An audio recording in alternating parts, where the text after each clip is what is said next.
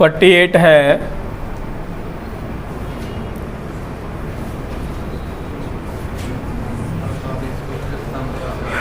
कि 48 को हम किस संख्या से गुणा करें,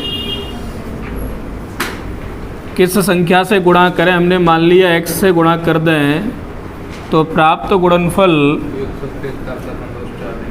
173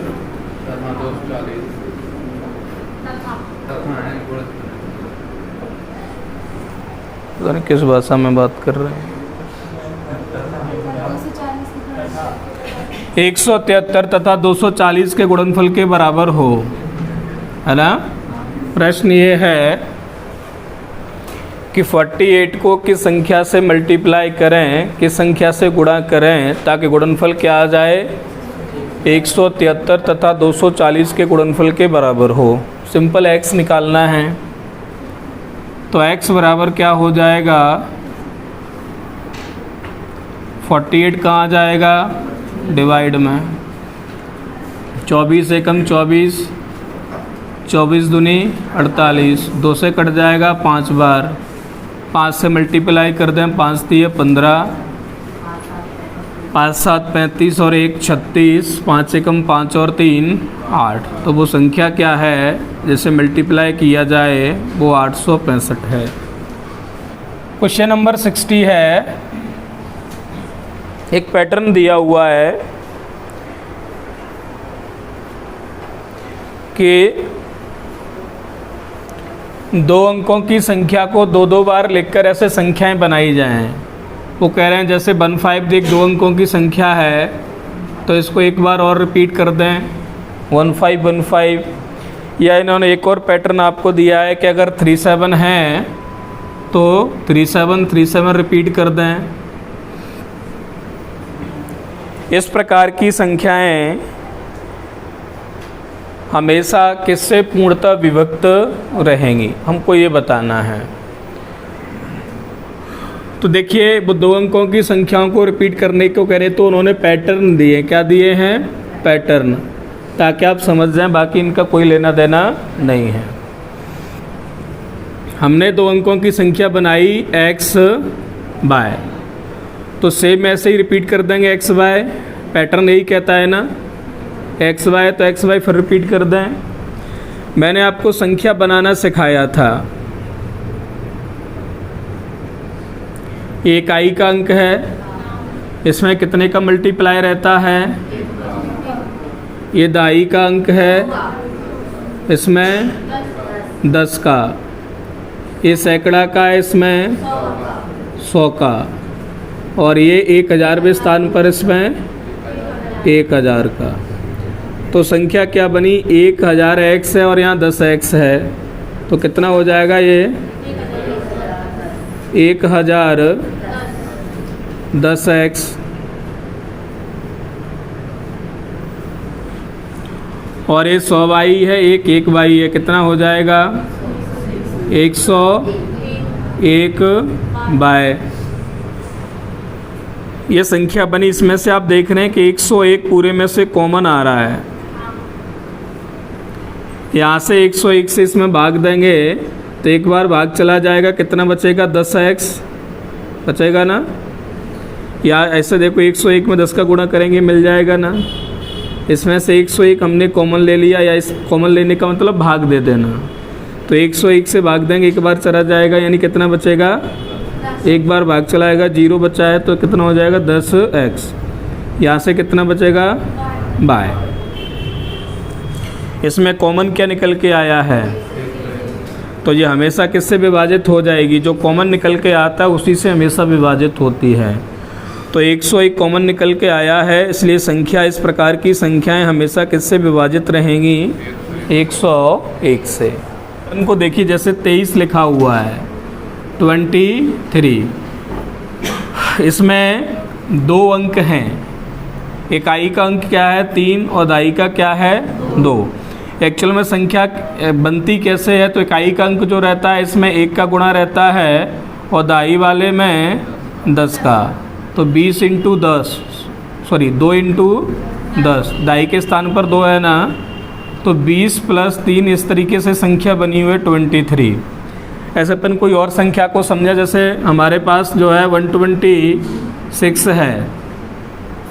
ये 126 कैसे बनी है? इसमें इकाई के स्थान 6 है, इसमें 1 का मल्टीप्लाई दाई वाले में 10 का, तो 10 इंटू 2, और सैकड़ा वाले में 100 का। इस तरीके से इनमें मल्टीप्लाई रहता है, इस तरीके से संख्याएं बनती हैं। तो ये हो जाएगा 100 प्लस 20 प्लस 6 कितना हो जाएगा? 126। ये संख्याएं इस प्रकार से बनाई जाती हैं। मैंने आपको बताया था कि अगर दो अंकों वाली संख्याएं बनानी हैं, 2 अंकों वाली संख्या, तो कैसे बनाते हैं? हमने मान लिया वो 2 अंक क्या हैं? x, y हैं, जिसमें इकाई के स्थान का अंक y और दाई के स्थान का x है। तो संख्या क्या बनेगी? y में 1 का गुणा और दाई वाले में 10 का गुणा। तो क्या संख्या बनेगी? 10x plus y। 2 अंकों की संख्या इस पैटर्न पर चलती है। अगर 3 अंकों की बनानी है, 3 अंकों की संख्या कैसे बनेगी? तो 3 अंक हम मान लें कोई भी x, y, z। इकाई के स्थान पर कौन है? z। तो इसमें कितने का मल्टीप्लाई रहेगा? दाई पे कौन है? इसमें कितने का रहेगा? सैकड़ा वाले में कितने का रहता है? सिंपल है, इकाई के में 1 का गुणा करिए, दाई वाले में। ये पैटर्न हमको कहाँ से समझ में आया? तो इन संख्याओं से समझ में आया है। इकाई वाले में 1 का गुणा करें, प्लस दाई वाले में 10 का, सैकड़ा वाले में 100 का, और आगे तो 1000 वाले में 1000 का। तो संख्या आपकी क्या बन जाएगी? 3 अंकों की 100x plus 10y plus z। Same ऐसे ही 4 अंकों की संख्या हमको बनानी है। अंक ये हैं xy। इकाई के स्थान पर कौन है? y। तो 1 का गुणा। दाई वाले पे कौन है? तो कितने का गुणा? ये सैकड़ा वाला है, सैकड़ा मतलब 100, तो 100 का। ये 1000वें स्थान पर है, ऐसे गिनते ना, इकाई, दाई, सैकड़ा, 1000, 10,000। तो इसमें कितने का गुणा है? 1000 का। इसको हमने गुणा करके जोड़ा तो ये आया, इसमें से 101 कॉमन आ रहा है, तो 101 कॉमन आ गया। तो ये जो कॉमन आ जाता है उसी से हमेशा डिवाइड रहती है। 68 है।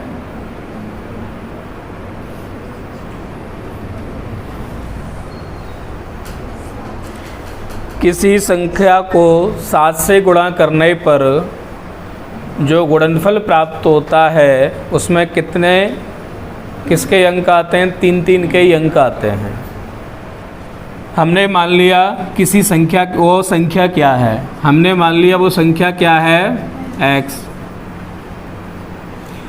इसमें यदि अपन 7 से मल्टीप्लाई करेंगे तो हमको गुणनफल जो प्राप्त होगा उसमें कितने अंक होंगे?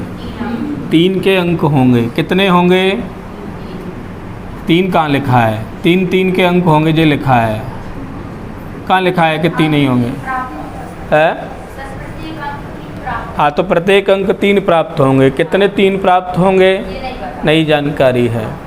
ठीक है, हम थोड़ी देर के लिए 5 लिख लेते हैं। 5 क्यों लिख रहे हैं? मैंने आपको 7 की विभाज्यता बताई थी। किसी अंक को कितनी बार अपन रिपीट कर दें, किससे विभाजित हो जाता है? अभी हमारी संख्या निकल के आ जाएगी। तो x बराबर कितना हो गया? अपॉन भाग दे दीजिए। 7 चौक 28, कितना बचेगा? 5। 53 हो जाएगा। 7 7 49, 4 बचेगा, कितना हो जाएगा? 43। 7 6 42। अब कितना बचा? 1 बचा। 13 हो गया, तो 7 एकम, एक और बढ़ा लो, घर की बात है। अब कितना बचा? 6 बचा था, 63 हो जाएगा। 7 नाम 63। तो x क्या आ गया? 47619। अच्छा, जो अभी मैं बोल रहा था ना, वो किसी अंक को 5 बार नहीं 6 बार रिपीट करना पड़ता है ना। 6 बार रिपीट कर दें तो वो किससे विभाजित हो जाता है? 7 से।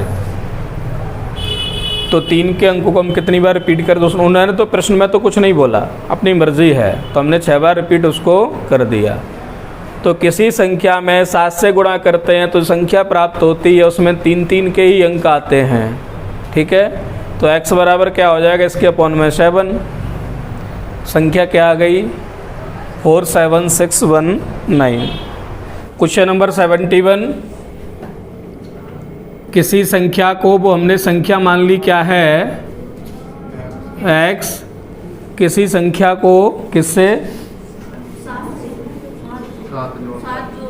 7 जोड़कर 7 जोड़ दिया, योगफल को 5 से गुणा कर दें, कर दिया है ना। किसी संख्या में, संख्या हमने मान ली x, संख्या में 7 जोड़कर योगफल को 5 से गुणा करके किससे भाग देते हैं, 9 से भाग दिया जाता है, तो भागफल कितना मिलता है,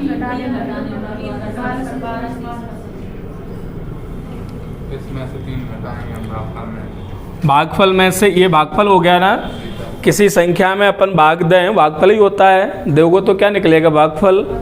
और भागफल, ये भागफल हो गया कि नहीं हो गया, इसमें से क्या घटाने पर, 3 घटाने पर क्या मिलता है, 12, तो बराबर 12। फिर से सुनिए, किसी संख्या में हमने मान लिया x है, 7 जोड़कर योगफल को 5 से गुणा करें, अब जो गुणनफल आएगा उससे 9 से भाग दें, अब 9 से भाग चला जाएगा तो भागफल ही बचेगा ना, मतलब ये भागफल ही लिखा हुआ है, उसमें से 3 घटाने पर 12 मिलता है, तो वह संख्या क्या है, यानी हमको क्या निकालना है, x। कितना एलसीएम आ जाएगा, 9। 9 का भाग 9 में एक बार, 1 का इसमें गुणा करेंगे कोई फर्क नहीं पड़ेगा, यही रहेगा। अंदर मल्टीप्लाई करके लिख दूं, 5x प्लस 35, 1 का भाग 9 में 9 बार, 9 से गुणा करेंगे तो 27, माइनस के 27 बराबर 12। 25 में से 27, 35 में 27 आएंगे तो आपके यहाँ कितने बचते हैं, 8। हमारे यहाँ भी इतने ही बचते हैं।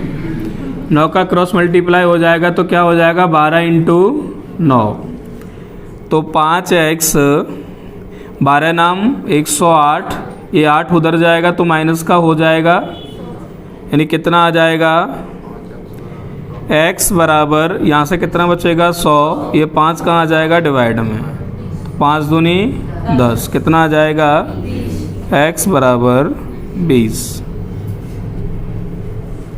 माध्य क्या होता है, औसत। माध्य क्या होता है, चाहे औसत कहें या क्या कहें, माध्य, मीन या एवरेज कहीं कई बात होती है। औसत का फॉर्मूला पता है क्या आपको, हाँ, सम ऑफ ऑब्जर्वेशन, यानी सभी आंकड़ों का योग बते अपॉन उनकी संख्या, आंकड़ों की संख्या, यानी sum of observation upon number of observation, ये होता है औसत का फॉर्मूला। हमारी संख्याएं कितनी हैं, 4। माना कि हमने ABCD संख्याएं मानी है तो 4 हो जाएंगी कि नहीं, कितनी संख्या हो गई, 4। चारों को जोड़कर किससे, 4 से डिवाइड कर देंगे। आंकड़ों की संख्या, कितनी संख्या है हमारे पास, 4। प्रश्न में 4 बोल रहे हैं ना, तो हमको क्या करना है, ABCD करके 4 से डिवाइड कर देना है, आंसर आ जाएगा। लेकिन उसमें बोला गया है कि 4 प्राकृतिक संख्या, उनका 3-3 करके योग दिया गया है। कैसे करके, 3-3। हम मान लेते हैं वो संख्याएं कौन सी हैं, A, B, C, D। 4 संख्या माननी थी, मान ले। 3-3 करके योग दिया है, योग दिया है, क्या दिया है, योग ही दिया है ना। तो A plus B plus C कितना दिया है, ये 180। Equation number first. फिर आगे 3 बढ़ जाओ तो क्या मिलेगा, B plus C plus D कितना है 197 इक्वेशन नंबर। फिर आगे बढ़ जाओ, सी डी प्लस, अब है ना, वापस लौट के इधर से पहले लेना चालू कर दो। ए कितना दिया है 208, अच्छे से देखो। और अब कहाँ से स्टार्ट करेंगे, डी से। तो डी प्लस ए प्लस बी आ रहा है ना समझ में। और यहाँ से स्टार्ट करो तो कम पड़ रहे हैं, तो कितना है 222 इक्वेशन नंबर 4। यदि मैं सभी को जोड़ दूं, सभी इक्वेशन को, first plus second plus third plus fourth, तो बताइए क्या मिलेगा। ए कितनी बार आएगा, एक बार यहाँ है, एक बार यहाँ है, एक बार यहाँ है, कितनी बार मिलेगा 3 होगा कि नहीं। ऐसे ही बी एक बार, 2 बार और 3 बार, सभी 3 बार आ जाएंगे, है ना। डी 1 2 3 तो 3D, सॉरी सी भी आएगा। सी भी कितनी बार आएगा 3 बार, और डी भी कितनी बार आएगा 3 बार, बराबर। इन सब को भी जोड़ दो, कितना 807। यहाँ से 3 कॉमन आ रहा है, अंदर क्या बचेगा, A plus B plus C plus D बराबर 807। ये 3 डिवाइड में जाएगा तो हमको क्या मिलेगा, A plus B plus C plus D बराबर 807 में किसका भाग लग जाएगा, 3 दूनी 3 छक 3 नाम, कितना आ गया 269। हमको ये निकालना है औसत माध्य। A plus B plus C plus D कितना आया है 269, किससे भाग दे देंगे, 4 छक कितना बचेगा 2, 4 7 1 बचेगा, 10 हो जाएगा, 4 दूनी 8 4 5 20, ये आ जाएगा 67.25। ऐसे नहीं लिखना हो तो कैसे भाग देंगे, 4 छक 24 कितना बचा 2 29 हो जाएगा, 4 7 28 और कितना बचा 1, भाग किससे दे रहे हैं 4 से, है ना। या तो ये लिखा होगा या फिर ये लिखा होगा, तो ये लिखा हुआ है उसमें 67 से 1/, हमको दिया है 3 अंकों वाली एक संख्या है, क्या है 4A3। इसमें किसको जोड़ा जाता है, हाँ क्या है, इसमें 3 अंकों वाली एक और संख्या है 984, इसको जोड़ा जाता है। जोड़ने पर जो भी योगफल प्राप्त हो वो 11 से विभाजित होता है, यही है ना।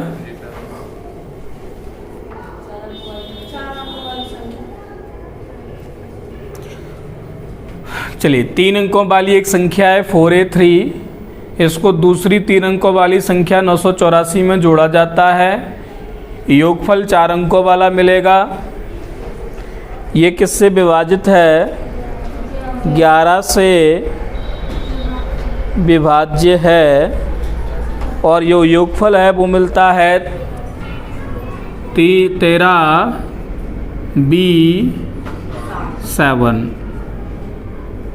13B7, और ये 11 से विभाज्य है।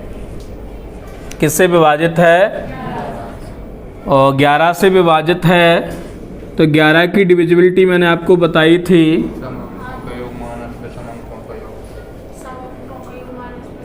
अल्टरनेट नंबर लीजिए, उनको जोड़कर घटाएंगे तो या तो 0 मिलना चाहिए या फिर 11 का मल्टीपल, तो वो संख्या 11 से विभाजित होती है। किसको नहीं पता 11 की डिविजिबिलिटी, क्योंकि वो नहीं पता होगा तो प्रश्न समझ में नहीं आएगा।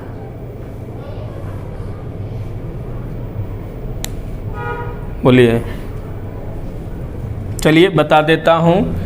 11 से विभाज्य, इसका मतलब ये है कि अल्टरनेट नंबर लो, कौन सा 7 प्लस 3 और बचा क्या, b और 1 यानी 1 प्लस b। इनको घटाने पर या तो हमको क्या मिले 0 या फिर हमको क्या मिले 11 का गुणज। 11 का गुणज जानते हैं 11, 22, 33, 11 के गुणज होते हैं। 11 का पहाड़ा पढ़ते जाइए। तो समझ गए हमको b कैसे एडजस्ट करना है कि 0 आना चाहिए या फिर 11 का गुणज दे, है ना। इस प्रकार से हमको b लेना है। ध्यान से देखिए कि 3 और 4 7 ही लिखा हुआ है ना, कोई दिक्कत नहीं।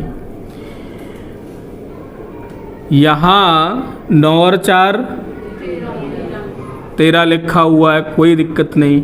यहाँ a और 8 को जोड़ा जाएगा तो जोड़ने पर एक अंक की संख्या आएगी कि 2 अंकों वाली। यदि 2 अंकों वाली आती तो यहाँ पर उसका कैरी आता, उसका हासिल यहाँ पर आता। माने कि चलो अगर यहाँ पर 4 होता तो 8 4 12 का 2 यहाँ आता, 1 इसमें बढ़ता ना, तो यहाँ पर 14 आता। मतलब ये तो कन्फर्म है कि आप a + 8 करोगे तो ये छोटा होगा या बराबर होगा किसके, 9 से। 9 से बड़ा नहीं हो सकता, नहीं हो सकता ना, क्योंकि अगर 10 भी हुआ ना तो यहाँ पर 0 आएगा, उसका एक कैरी इसमें जुड़ के 13 थोड़ी ना आएगा, फिर 14 आना चाहिए। मतलब ये तो कन्फर्म है कि 3 और 4 7 है और 9 और 4 13 है। ये a और 8 जुड़ने पर कभी भी 9 से आगे नहीं बढ़ने वाला। बढ़ता तो हमको यहाँ से पता चल जाता। क्लियर है ना। अब देखिए यदि मैं इसके स्थान पर 1 रखूं, ध्यान देना 1, तो 1 और 8 9 हो जाएगा ना। और यदि मैं यहाँ पर 2 रखूं तो गड़बड़ हो गई, है ना। तो क्या रखूंगा मैं यहाँ पर 1, और यहाँ 1 रखूंगा तो b की जगह क्या आएगा 9। चेक कर लो, यहाँ पर अगर 9 रखेंगे तो 10 - 10 बराबर 11 से भी विभाजित होगा। तो हमें यहाँ से a की वैल्यू क्या मिल गई, a की वैल्यू क्या मिल गई 1, और b की वैल्यू क्या मिल गई 9। हमसे किसका मान पूछा है 3a, प्रश्न में 3a + 4b का।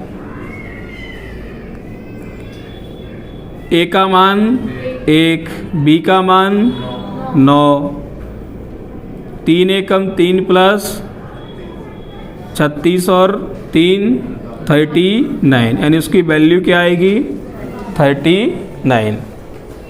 a की जगह ये कह रहे हैं 0 रख दें, रख दिया तो यहाँ हमको क्या मिलेगा 8, और यहाँ 8 रखोगे तो कितना मिलेगा हमको, यहाँ से 10 और यहाँ से 9, कितना आएगा 1। तो ये संख्या 11 से विभाजित नहीं होगी। 11 से विभाजित तभी होगी जब 0 या फिर 11 आना चाहिए। और तसल्ली के लिए मैं आपको बता दूं कि अभी हमने 1 रखा था तो क्या मिला था यहाँ पर 9, तो 13 9 7, इसमें 11 से भाग 2 चला जाएगा, 11 एकम 11, 2 बचेगा, 11 दूनी 22, 7 बचेगा, 11 7 77। अब यहाँ पर आप 8 रख के देख लो, अब ये 11 से विभाजित, जब प्रश्न क्या कह रहा है कि ऐसा रखो ताकि वो 11 से भी विभाज्य हो। एक प्रश्न नहीं है, एक प्रश्न के भीतर 2 प्रश्न हैं, दोनों पर हमको ध्यान देना पड़ेगा। इसलिए हम यहाँ पर 0 नहीं रख सकते और ना ही 2 रख सकते, केवल एक ही ऑप्शन है कि यहाँ पर 1 रखा जाएगा, और 1 रखेंगे तो 1 और 8 जुड़कर क्या हो जाएगा 9। तो a की वैल्यू 1 होगी और b की 9 होगी। 3 अंकों की कुल कितनी संख्या, शायद मैंने क्लास में ही कराया है, उस दिन क्लास में ही कराया था। 3 अंकों की कुल कितनी संख्या 7 से विभाज्य हैं। तो 3 अंकों की संख्याएं कहाँ से स्टार्ट होती हैं? 100 से कहाँ तक चलती हैं? तो 100 के जस्ट बाद कौन सी संख्या है जो 3 से विभाजित है, सॉरी 7 से विभाजित है?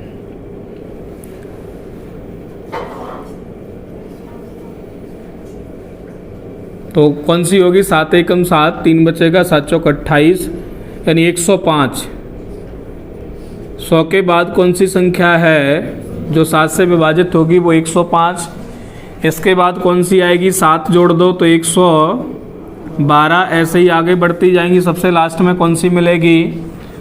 तो इसको भाग दे दीजिए। 7 एकम 7,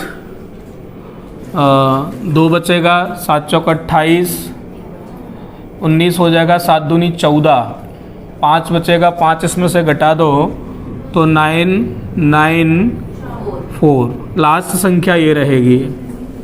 ये निकालना आता है कि नहीं आता?